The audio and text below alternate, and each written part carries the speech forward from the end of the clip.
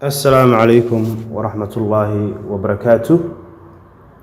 وأنا معلي خضر حسن حسين عمي انجينير وأنا انجينير خضر حسن حسين ومعلم كيني waxaan maanta isla eegaynaa 10 kamid ah 10 wada PowerPoint-yo kuwada ugu muhiimsan. 10kaasi markaa waxa weeye inaan qurxiyo slide-kayga u horeeya ee presentation-ka ay qurxin doona hadhow toole inaan maanta ka shaqeeyo deetana aan batonana xaggan hoose ugu sameeyo bal ila soco marka. slide-kan koowaad waa kii aad ka boodi jirtay dad 10radii hore ila socotay kii aan ka boodi jirnay markaa guud ahaan wada highlight gareynaa guddigiisa wixii ku dul yaala si uu highlight garoobo kadibna delete keyboard-kaaga ayaa taabanaysaa. waxaad tegaysaa insert kadibna halka text box ay ku qoran tahay ayaa tegaysaa sasadkiisa jiidan halka waxaad ku dul qoraysaa markaa magac waxa la leeyahay sugaal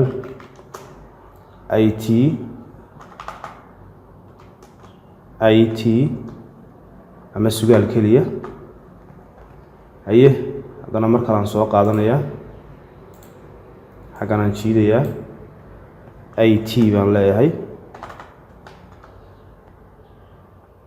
academy waan qurxinayaa marka kan hoos soo dhiganayaa kana ku celinayaa kan waan wada highlight gareysanayaa farti baan xoog waaweynayaa marka ilaa iyo 100 ku dhawaad ayaan ka dhigay meesha ay fartu taalana color-keeda ayaan bedeliyo blue marigas ayaan ka dhigan fartana cadaan ayaan ka dhigi farta magaceedana faraha ugu quruxda badan ee ugu burburan ugu ballaaran Arial Black centerkana iigay baan leeyahay still haddaan u baahdo in yar ayaan ku sii darsan karaa. IT Academy iyadana highlight garee markaad highlight gareyso haddii aad mouse-kaagu ka boodboodo meesha ku yaraato control iyo A isla taabo keyboard-kaaga dinna sidoo kale casaan baan iyada ka dhigi doonaa stroke baynu u sameynaynaa buay farti baynu waaweynaynaa si aan u aragno markaa background-kan iska bedelno kadibna for example kaladhadaas ayaan ka dhigan karnaa huruudda ama kaa kale huruudda u eg farti baynu waaweynaysanayna intaynu homekii tagno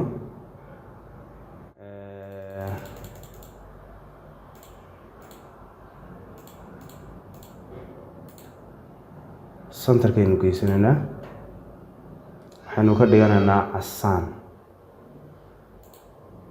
casaan baynu ka dhiganaynaa fartana Arial Black ayaanu ka dhiganaynaa waxaynu u samaysan karnaa waxa la yidhaahdo stroke line-keeda ku wareegsan outline baa loo yaqaanaa waxaad u samayn kartaa markaa line yar oo ku wareegsan inaad samaysato waxaad oran kartaa line-kaa yar igu wareeji waa kan haddaan ka dhig haddaad doontid aye isaga laftirkiisu waxa uu leeyahay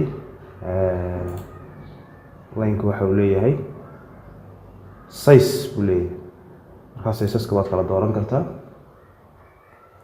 underline baad u samaysan oo line hoos mari wey underline-ku centerkana waad geysan oo ii kala badhka ah halkaas gidaarkaad ku xidhi kaana gidaarka leekiisii korna u yar riixo aye waxaan kalona leekiisii IT-gan intan u dhaxaysa ka qaad line-ka kan waxaynu ka dhiganaynaa for example madow baynu ka dhigan karnaa cid noo diidaysa ma laha intaa marka aad samayso marka waxaad u baahan tahay buttonno kuwan turjumaya oo halkan ku samaysato intaad shape-kii tagto shape gooba aad soo doorato halkan ku samayso marka haddii aad doonayso shape-kaagu labada dhinac inuu isleegaado oo dhinacna u badan hadhow tolanaale kaa noqon shift iyo alt ayaad isla qabanaysaa shift iyo alt keyboard-kaaga kadibna halkaas aad dhiganaysaa waxaad u samaysanaysaa line yar oo ku wareegsan waxaa loo yaqaanaa line-ka out shape line baa loo yaqaanaa kadibna line saa ugu wareegsan baad samaysan doontaa line-ka laftirkiisu waxa uu leeyahay cabir kaasoo kale ayaan ka dhiganayaa halkaasaan soo dhiganayaa waxaan doonayaa markaasi inaan sawir soo dhexgeliyo deetana see sawirka u dhexgelinayaa horta rectangle aan soo qaato magaca ku qori doono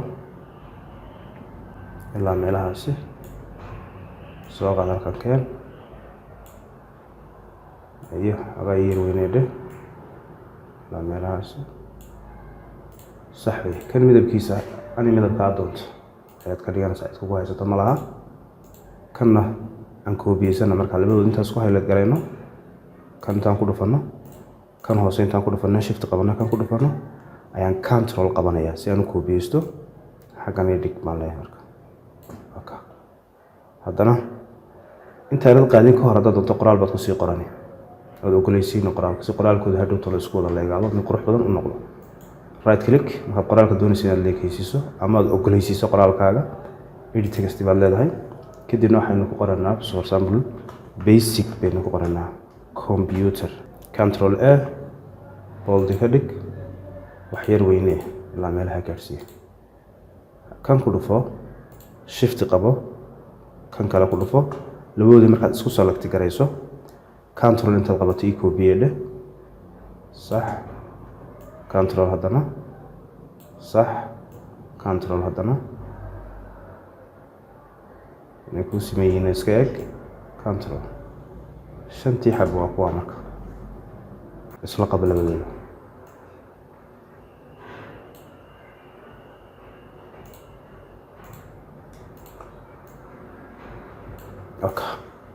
mid kasta sawirkiisa soo dhex geli, mid kasta magac bixi. for example ka koowaad waxa uu ahaa computerized accounting, marka basic ay noqon ka dhiganaa, waan qaadi karnaa basic aan geynaynaa. haye basic computer waa one way, computer basic. waxaa laba ah computer accounting, computer accounting baan ku qoranaa. waxaa saddexa architectural design. mid kasta midab gooniya ayaad kan hoos soo sameyn. kanoo kale waxaad una blue iga dhig, sax, kan kalena akhtar iga dhig, kan kalena casaan iga dhig, casaan caadi hadaad weydo halkan aad furiya casaan baad ka dhigan. kan u dambeeyana blue mari ka dhig, halkan fur blue mariga dooro. okay sax wey. kan sawir baan dhex gelinaynaa, kalarkaan dooranayaa, picture baan leeyahay, offline baan leeyahay. waa in sawiradii marka hore ay ku diyaarsan yihiin oo meel aad kusii habaysato. hadda aniga pp-daas ayay igu diyaarsan yihiin sawiradii oo dhan. hadda kaan isticmaalaya ugu horeeya waa computer basic, waa kaa waa soo dhex geliyey. haddana accountingkii ayaan isticmaalayaa, waa kan accounting, waa kan waan soo dhex geliyey. haddana kanaan tegayaa, halkaas architecture, waa kaa sawirkiisi. graphic designkii haddana waa kan.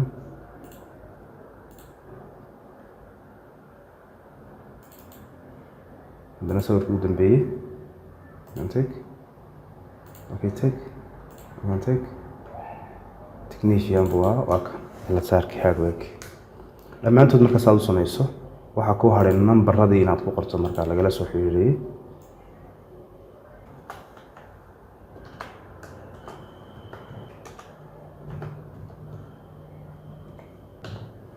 control iyo add hadhow bedeli doontaa. farta arial black ka dhigdhe, ayay kadibna yar kordhi.